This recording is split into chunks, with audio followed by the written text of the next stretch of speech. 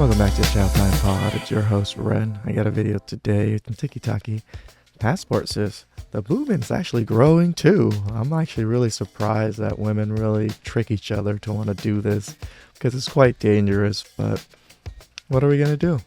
Please like and subscribe down below. I really appreciate that. And let's get to that chow. It's chow time. I have another option. We can be passport sisters. Like, I think men overseas or in other countries definitely approach women differently. Dating in China.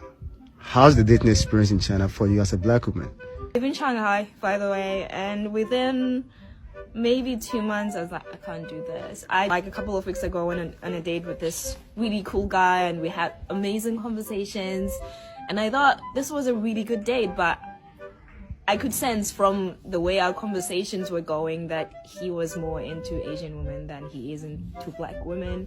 One guy was just like, I love big booty black women. I think it's just a normal thing. Most people are attracted to their own culture and to their own race. Most, at least men. Men are pretty loyal to their race, to their culture, where women are much more willing to date outside, from what I can tell, doing this type of content. You love big booty black women. Sir, goodbye. Goodbye, child. So I'm What's wrong with loving big booty black women? I love them. African American, I'm black, so I'm brown. They're not as attracted to brown skin as they are to white skin. So they love them some Caucasian women, honey. Like, they love them some Caucasian. They believe Americans are very open when it comes to sex. So things that they won't say to a Chinese girl, baby, they will feel comfortable saying to a foreigner. Like, it's a culture thing. Yes, Chinese women are not used to it. They're not out there promiscuously like that. Maybe nowadays a little bit different, but women in America, they're viewed differently because the culture here is so sexualized. Every woman is just dressed, so revealing. So other men from other countries see that and they're like, well, they must really like sex and all they really want is sex. So that's how they treat you. This is exactly what men say here. The way you dress, the way you present yourself, it really shows what kind of, attraction that men are looking for. If you're sexualizing yourself, they're really just going to look at you as a sex object. How would you say, your dating experience has been so far as a person of color in Korea? I either think we're really easy or down to try a lot of things. I don't know. I feel like they go in with them intentions and it's kind of awkward or weird. I feel like if they are dating foreigners, they're more likely to lean to white than black. I am all too familiar with this rule in the Indian community. And you know what's worse? I am heavily attracted to men of this community, so I am all too familiar of the conversation of you're never going to meet my parents, but we can still date. Keep in mind that your image is being shown worldwide. Passport sisters will only win in Caribbean countries and African countries where the men need green cards. The Jamaican men working at the resorts are your best option. Passport bros. I do think it's time to proclaim myself as the president of the Passport Sis group, though. Oh, we just met the president, guys. Welcome, Miss President Passport Sis. Those of you who are single and are looking, it's never too late to look outside of the borders. And you know what? If the guys can have their little passport bros movement, then hey, it's time for y'all to jump on. I do think it's funny that they jump onto our movement, and it's just kind of weird. But I mean, like I said, it's dangerous for them, and they just can't do it the same way we do. But I'm not stopping them. You guys do whatever you want. I don't stop men from doing what they want. So I just think it's funny. So I was just thinking about passport bros. Okay. And the funny thing is that I've been living in Southeast Asia for the past 4 years, and I work in the dating industry. What is the dating industry? How do you work in the dating industry? Are you work with the apps, or are you a dating coach? That's a weird industry. And what I found was that passport bros have definitely made the effort to date American women. Yeah. These are the men that you have dated and rejected.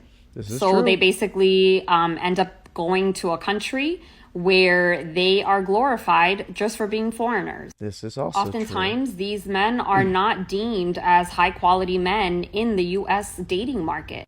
They find themselves being emasculated. They find themselves not being able to measure up to the standards of the American woman. And in their efforts to feel admired, desired, they go to countries where, once again, they are deemed amazing just for being a foreigner. The So just exoticness imagine constantly being rejected. the exoticness is huge, right?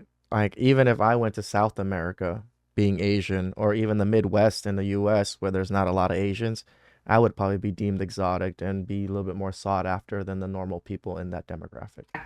And feeling like you're just not good enough for love. And suddenly you find yourself in this country where you are special. You now have access to endless hot women. And when you date them, they admire you and they make you feel masculine. And then there are others that are just being really fucking perverted and taking advantage of the economical situation. There are men that are out there doing that. I'm not saying there isn't. But that's another story. Everyone wants to be loved. Everyone wants to be desired. And some people have to go the extra mile, pun intended, to achieve this goal, this feeling. This is true. I think this is actually from 90 Day Fiancé or something. I'm not really sure because it does seem a little bit like a show. You know, they're gonna use it to use against us. I'm gonna use it to go against them too. Why not? You know. I wanted to tell you about where I got the money for Cayman. Well, you told me that you had to, take a mortgage out on your house. It also required a little more than that.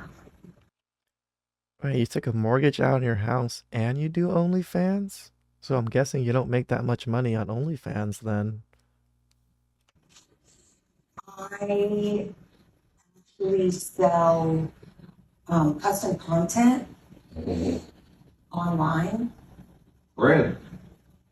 Well, that's like news to me, but so how long has that been going on? A while. Can you show me what you've been doing? Oh man. Hey guys, thanks for helping me celebrate my birthday. This is the moment we've been waiting for. What the fuck? You guys out there are disgusting. Like, this is the type of shit you guys be watching? Fucking women shit sitting on cake and shit? Like, come on. The fuck? What the fuck? That's Who?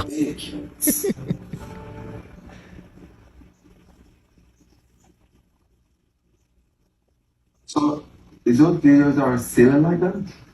Most of them are silly, but some of them are more sensual. I mean, I don't do anything explicit. But, I'm not gonna say that I like it, but what am I gonna do? I can't stop you.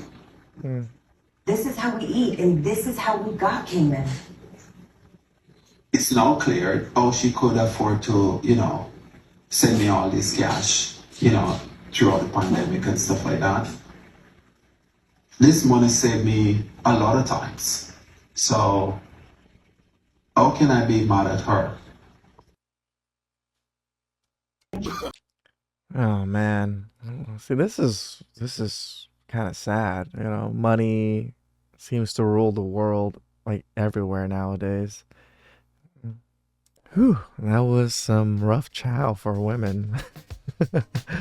It's crazy that they seem to shame men and they go around and do the exact same thing and support men and, mortgage their house and, send these men money and things like that. It's just so funny to me, the hypocrisy of everything. If you want to do these things, I'm not mad about it, but, I'm going to point it out and, make fun for sure. So please subscribe down below. I really appreciate that. And I'll catch you guys next time.